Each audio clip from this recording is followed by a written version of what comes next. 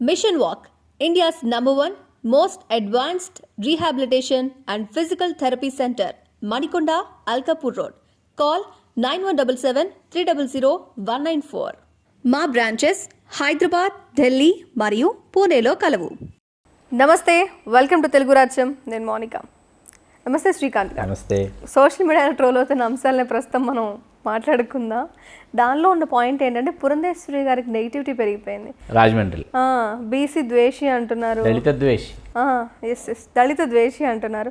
అంటే సడన్గా ఈ టాపిక్ సోషల్ మీడియా ద్వారా బయటకు వచ్చిందా? బేసిక్గా ఆవిడకి ముద్ర పట్టడానికి కారణం ఏమై ఉండొచ్చు? అంటే దీని మూలాల్లోకి వెళ్ళాలి. అంటే ఇప్పుడు రాజమండ్రిలోనే పోటీ చేస్తున్నారు కదా, రాజమండ్రిలోనే ఇంతవరకు ఎప్పుడు అవడం రాజమండ్రి వెళ్ళలేదు. రాజమండ్రికి వెళ్ళడానికి ప్రధానమైన కారణం ఏంటంటే 99 ఎన్నికల్లో, అంత క్రితం కూడా 96 ఎన్నికలు, 96లో కూడా మీకు కృష్ణరాజు గారు బీజేపీ అక్కడే గెలిచారు.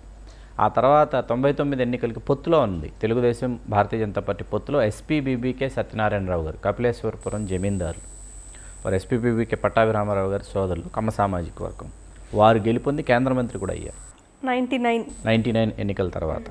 ఇప్పుడు అక్కడ ఏం జరుగుతోందంటే ఇది ఒక సేఫెస్ట్ కాన్స్టిట్యున్సీగా ఆవిడ తీసుకున్నారు దీన్ని. బీజేపీ వాళ్ళు గెలిచినటువంటి నేపథ్యం కనిపించడంతో ఆవిడ సేఫెస్ట్ కాన్స్టిట్యున్సీగా దాన్ని టీడీపీ వాళ్ళు కూడా హోల్డ్ చేశారు. ఆవిడ కోసమే హోల్డ్ చేశారు. పొత్తులోకి వస్తే ఆవిడకే కేటాయించాలి, ఆవిడ ఆ స్థానం అడుగుతారని టీడీపీ కూడా హోల్డ్ చేసింది. హోల్డ్ చేసి అంటే మ్యాచ్ ఫిక్సింగ్ అనుకోవచ్చు. అదే చాలా వరకు కుటుంబ వ్యవహారమే కదా.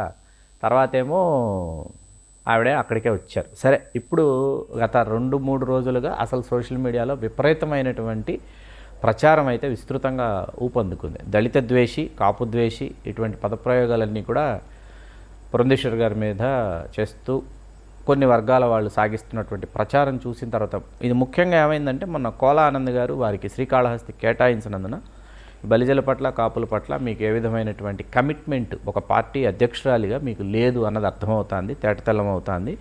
పైపెచ్చు 10 శాసనసభ నియోజకవర్గాలు, 6 లోక్సభ నియోజకవర్గాల్లో ఒక్కటంటే ఒక్కటి కూడా మా సామాజిక వర్గానికి కేటాయించకపోవడంపై మేము మా నిరసనను తెలియజేస్తున్నామని రాష్ట్ర నాయకత్వానికి పాటు అసలు కేంద్ర నాయకత్వానికి కూడా ఘాటుగా లేఖాస్త్రాలు సంధించారు కోలా ఆనంద్ గారు. ఎప్పటి నుంచి జరుగుతుంది కోలా ఆనంద్ గారు? ఈ మధ్య రీసెంట్గా, వెరీ రీసెంట్. దీనిని దళిత సంఘాలు దీనిని భుజాలకు ఎత్తుకున్నాయి.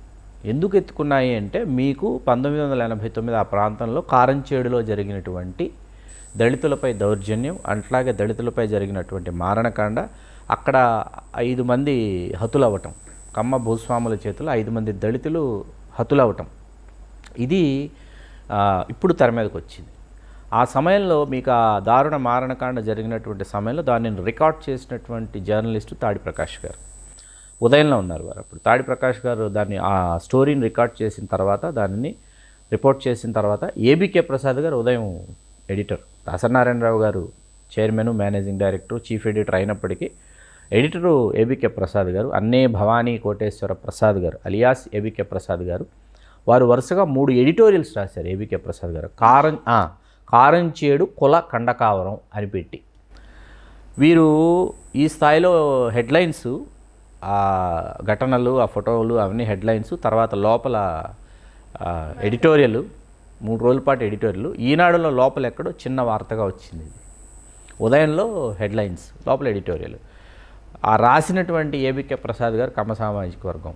ఆ తర్వాత ఏబీకే ప్రసాద్ గారు తెలియజేసిన విషయం ఏంటంటే, కమ్మ సంఘాలన్నీ నన్ను మా కులం నుంచి వెలివేశాయి, నన్ను బహిష్కృతుని చేశారు నేను రాసినందుకు వారే తెలియజేశారు.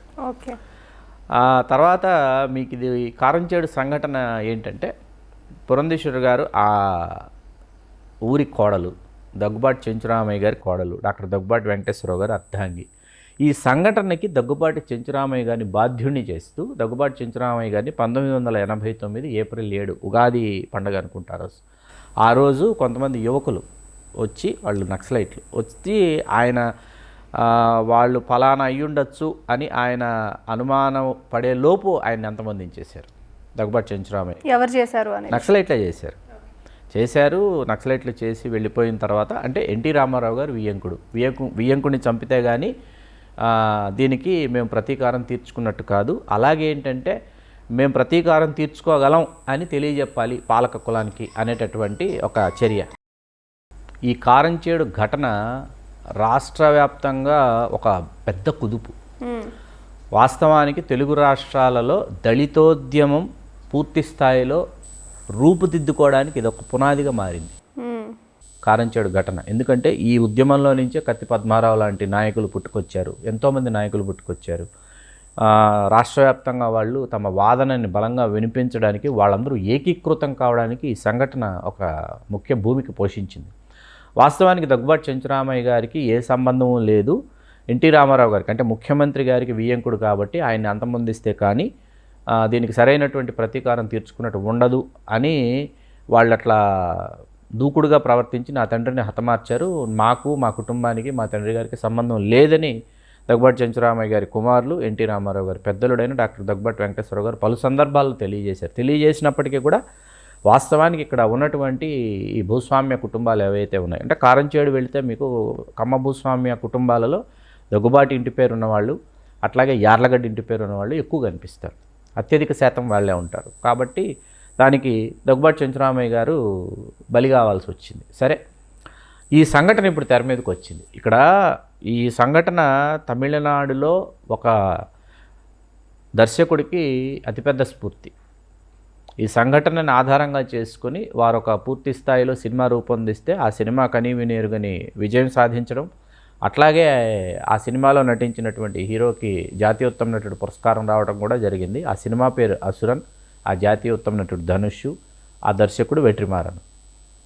దీనిని తెలుగులోకి వెంకటేష్ గారు, దగ్గుబాటి కుటుంబానికి చెందిన వెంకటేష్ గారు, అదే గ్రామం వెంకటేష్ గారిది కారంచేడే, దగ్గుబాటి రామానాయుడు గారు, అదే ప్రాంతానికి, అదే గ్రామానికి చెందినటువంటి అదే కుటుంబానికి, దగ్గుబాటి కుటుంబానికి చెందిన వెంకటేష్ గారు రీమేక్ చేసిన తర్వాత అప్పట్లో చాలామంది మేధావులు, రాజకీయ విశ్లేషకులు, సామాజిక విశ్లేషకులు మీరే చేశారప్పుడు, మీరే ఇప్పుడు ఈ సినిమా కూడా బాధితుల పక్షం వహించి మీరే సినిమాలు కూడా తీస్తారని చెప్పేసి వాళ్ళు అప్పుడు సోషల్ మీడియాలో వాళ్ళు ఫైర్ అయినటువంటి సంఘటనలు కూడా మనకు తెలుసు. ఒకసారి ఎక్కడో ఎయిర్పోర్ట్లోనో లేకపోతే ఎక్కడో ఏదో సమావేశంలోనో ఏబీకే ప్రసాద్ గారు, రామానాయుడు గారు ఎదురుపడ్డారంట.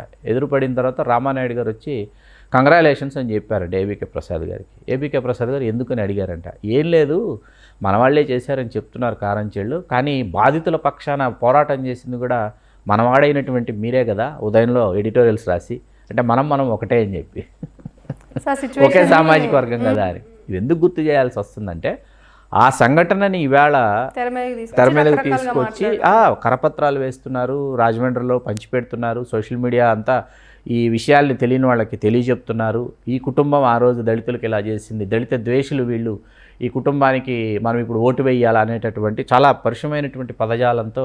ఒక పాయింట్ ఇక్కడ, అంటే బీజేపీ ఆవిడ అధ్యక్షురాలుగా ఉండడం వల్ల ఇంత జరుగుతుంది అనుకోవచ్చా, లేకపోతే ఆవిడ అధ్యక్ష బాధ్యత సరిగా వహించలేదు కాబట్టి సరిగ్గా నిర్వర్తించలేకపోవటం వల్ల? అంటే కొన్ని సామాజిక వర్గాల్ని దూరం చేసుకుంటే ఏమవుతుందంటే, ఇప్పుడు రాజకీయ పార్టీ అనేటప్పటికీ అన్ని సామాజిక వర్గాలకి మీరు సముచిత ప్రాధాన్యత ఇవ్వాలి.